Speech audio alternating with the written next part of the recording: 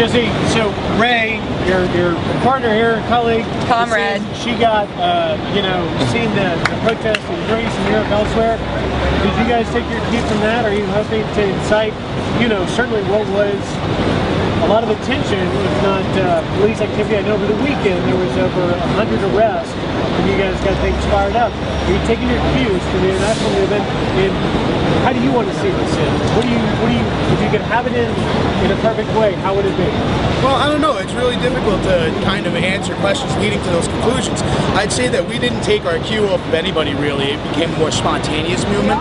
As far as seeing this end, I wouldn't like to see it end. I'd like to see the conversation continue. This is what we should have been talking about after 2008 when the economy collapsed. We basically patched a hole on the tire and said, yeah, let the car keep rolling. Unfortunately, it's fun to talk to the propaganda machine in the media, especially conservative-leaning networks such as yourself, because we find that we can't get conversations on the Department of Justice's ongoing investigation of News Corporation, for which you are an employee, but we can certainly ask questions like, why are the poor engaging in class warfare? Now, after 30 years of having our living standards decrease while the wealthiest 1% have had it better than ever, I think it's time for maybe, some participation in our democracy that isn't funded by news cameras and gentlemen such as yourself. Okay, but let me give you this challenge, Jesse.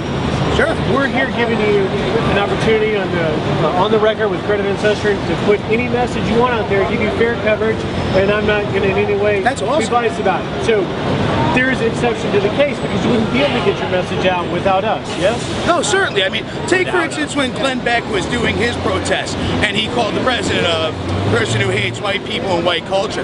That was a low moment in Americans' history, and you guys kind of had a big part in it. So I'm glad to see you coming around and kind of paying attention what the other 99% of Americans are paying attention to, as opposed to the far-right fringe who would love to just destroy the middle class entirely. All right, fair enough.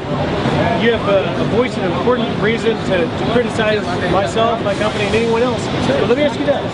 In fairness, does this administration or President Obama have any criticism as to the financial situation the country's in now? I think myself, as well as many other people, would like to see a little bit more economic justice or social justice, Jesus stuff, as far as feeding the poor, health care for the sick. I find it really entertaining that people like to hold the Bill of Rights up while they're screaming at gay soldiers, but they just can't wrap their heads around the idea that a for-profit healthcare system doesn't work. So let's just look at it like this.